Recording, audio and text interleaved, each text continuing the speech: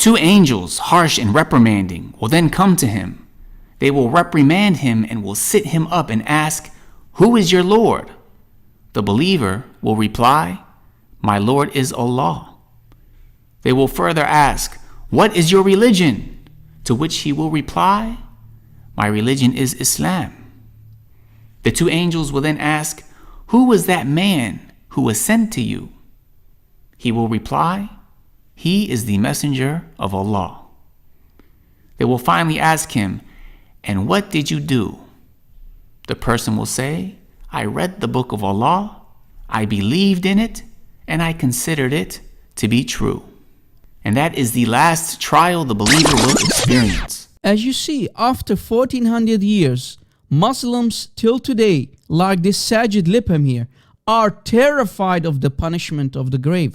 As we know, both the Jews of Medina and the pagan Meccans rejected Muhammad, and they used to accuse him of stealing legend stories and fables and implemented them in his new made religion and Quran. You are telling us nothing new, Ya Muhammad. We already know these stories. And if we go to the Quran, for example, chapter 37, ayah 36, we can read, and we're saying, "Are we to leave our gods for a mad poet like you, O Muhammad?"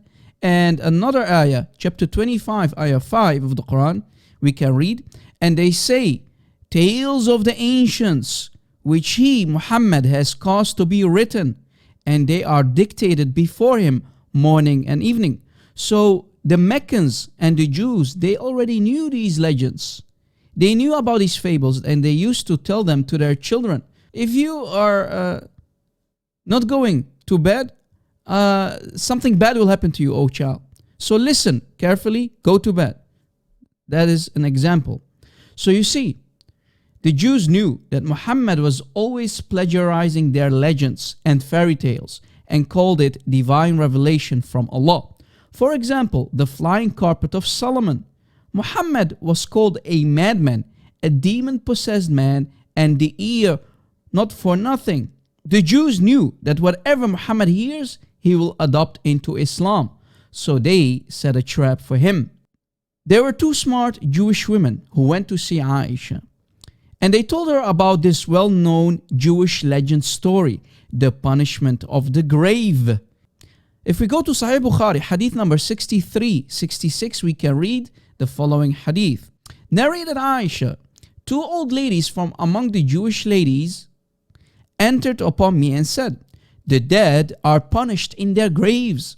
But I thought they were telling a lie." So as you see, Aisha immediately understood, there's something wrong here. They are telling me a lie. And if we continue reading, it says, "and did not believe them." So Aisha did not believe them in the beginning.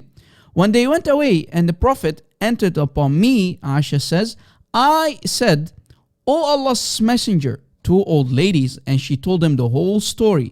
He, Muhammad, said after hearing it, Muhammad the ear, he said, 'They told the truth.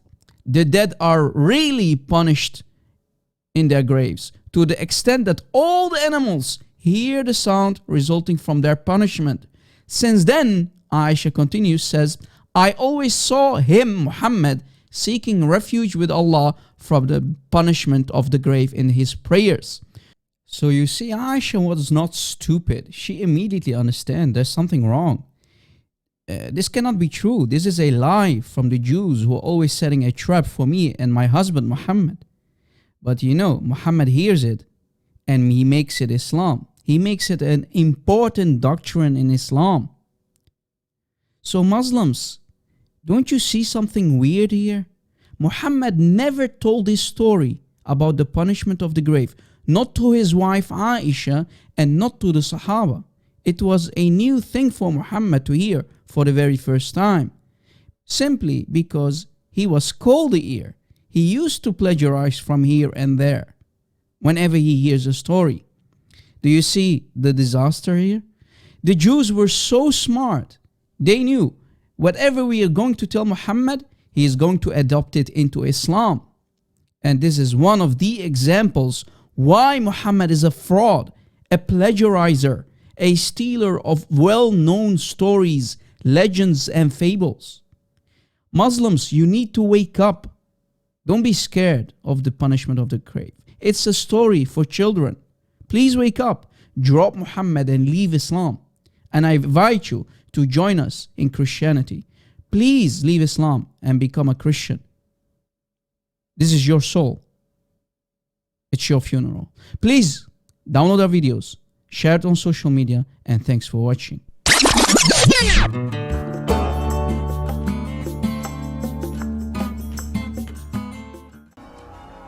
And when the soul leaves the deceased body and is carried to his grave, the righteous soul will say, "Bring me closer, bring me closer." And the wicked one will say, "Oh my Allah, where are they taking me?" After the funeral prayer on the deceased is over, the grave will say, "I am the house of exile, I am the house of loneliness, I am the house of dust, I am the house of worms." And as the hadith says, if the human is placed inside his grave and his friends start to leave, his soul returns back to him until he hears their footsteps fade away. And then suddenly two angels appear to him. Their names are Munkar wa Manakir, and they help the deceased to sit straight and start testing him.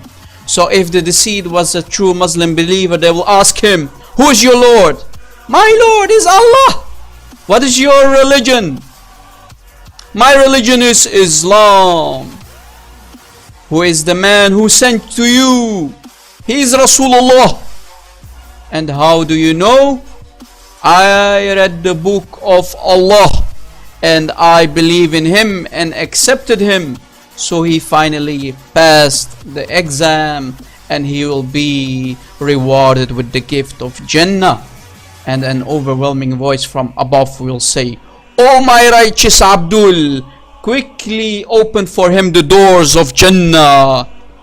Then a man with beautiful appearance come by and says, "I am your righteous deeds." But for the kafir, the angels come and ask him, "Who is your Lord?" "I don't know, Madri." "What is your religion?" "I don't know."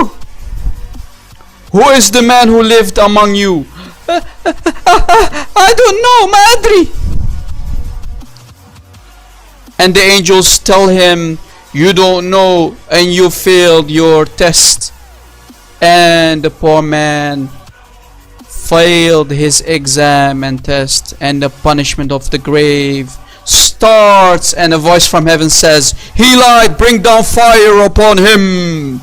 And the angel starts to hammer him down with a big sledgehammer, such amazing big hammer that if you throw it down it can break a mountain into small pieces of rocks and dust. And the kafir screams and cries from the pain and suffering so loud that all creation can hear him except mankind and jinn. And he is struck down until he turns to dust, and Allah turns him back to normal, and the angels strike him down with a final blow, and his grave starts to close around him until he limbs crushed, and earth is commanded to swallow him, and it swallows him completely. And a snake crawl in his grave, and a bold snake called Tha'ban al-Aqra, and the snake starts to eat his flesh from head to toe.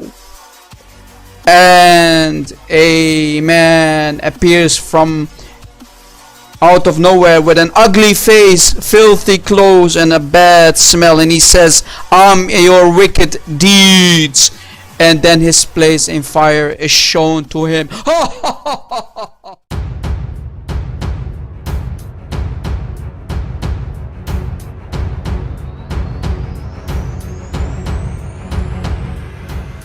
Absolutely trash.